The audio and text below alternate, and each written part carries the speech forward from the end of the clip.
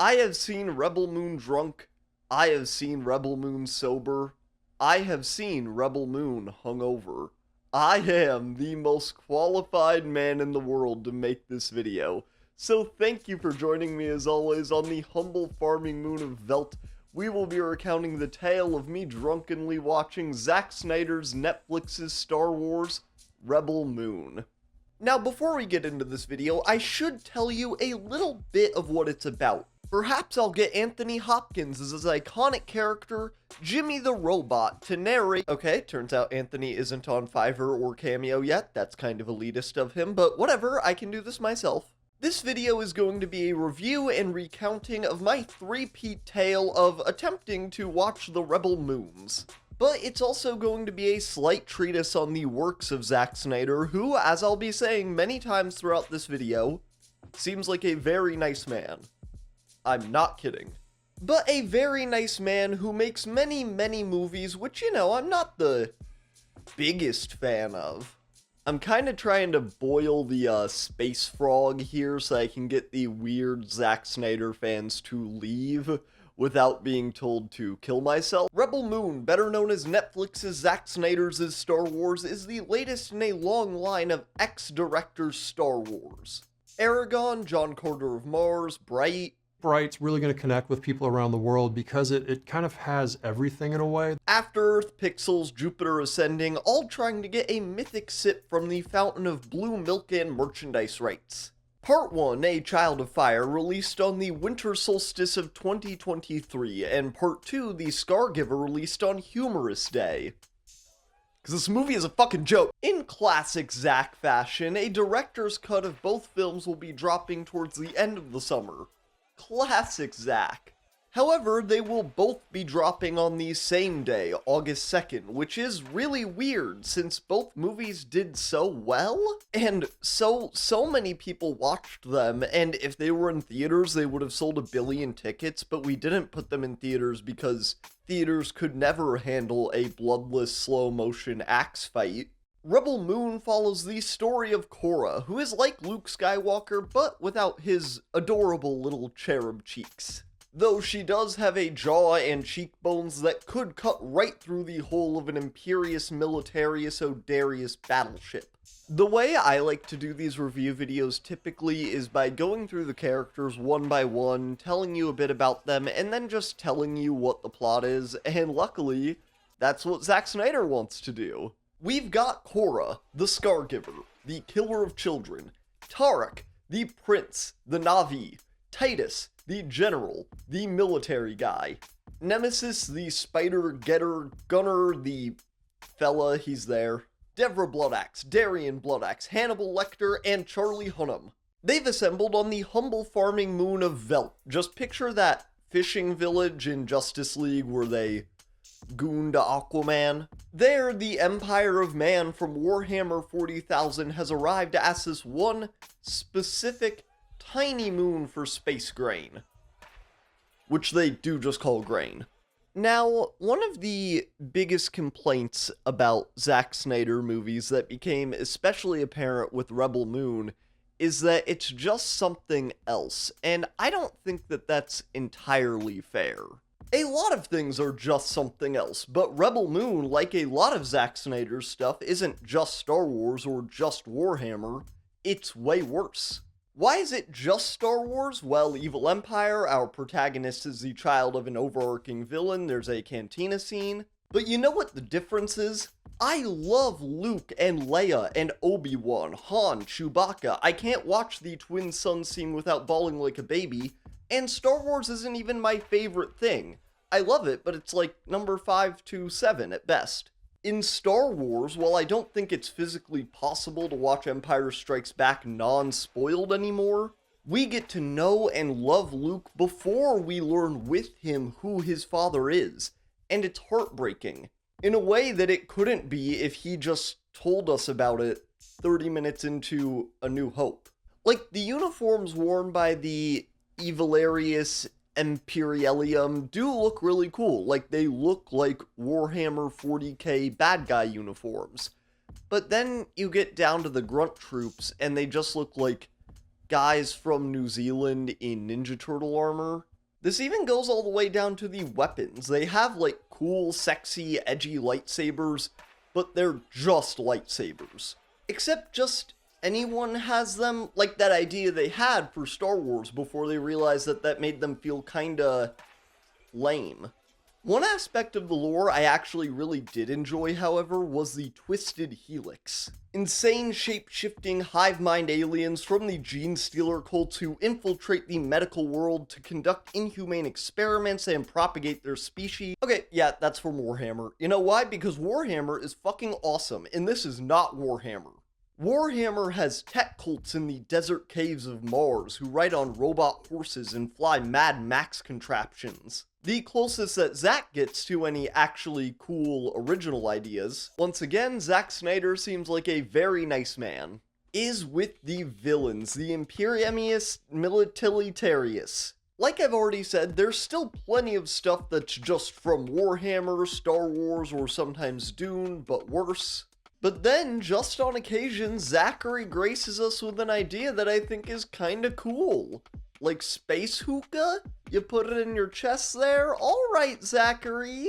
Of course, he has to make the regular grunt troops, like, comically, laughably evil. They're like the result of IDF inbreeding. But these weird scorpion chairs that come with a free cow gun? Alright, Zachary. Please, please put me in one of those and kill me. Please, please, I'm begging you. Please, I don't want to talk about Rebel Moon anymore. I don't want to talk about the Rebel Moons. I don't really know where to go from here, so I think that we're just gonna introduce the characters again.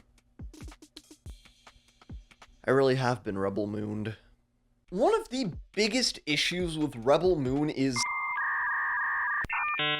Sorry, my mind overloaded with information at that very moment, but one of the biggest rebels of these moons is the fact that Zack Snyder doesn't know what to take from scene to scene. Rebel Moon, the first one at least, spans across many worlds, but it doesn't really feel like it. We go and find this prince fella cause we need him and his griffin in the desert and do a Phantom Menace to free him from slavery. But after he's done doing an avatar, they bring Tarek and all of his baby oil, but they just leave the griffin, doing a Field of Dreams, cause, well, this makes me sad.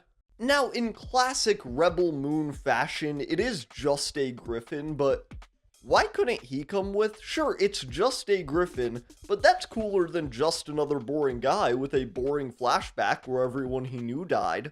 We have this issue again when we visit the Blood Axes at the Blood Axe family estate. It's just right in the middle of that big weird sci-fi dimension. Ray Fisher plays Darian Bloodaxe, the leader of a rebellion called the Rebellion.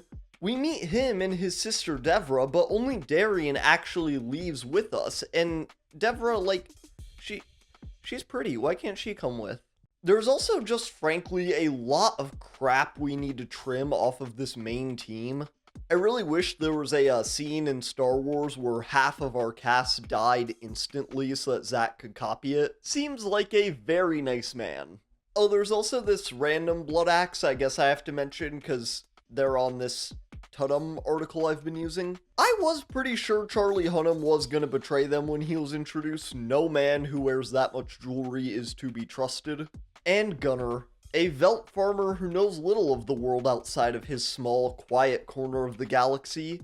As the Rebel Moon saga unfolds, he may just find the courage to fight against the Imperium. And his incredible love, Cora, who I guess I should put here because I kept forgetting that Gunner is supposed to be the main love interest. I don't know if you've seen a movie before, but that's not good.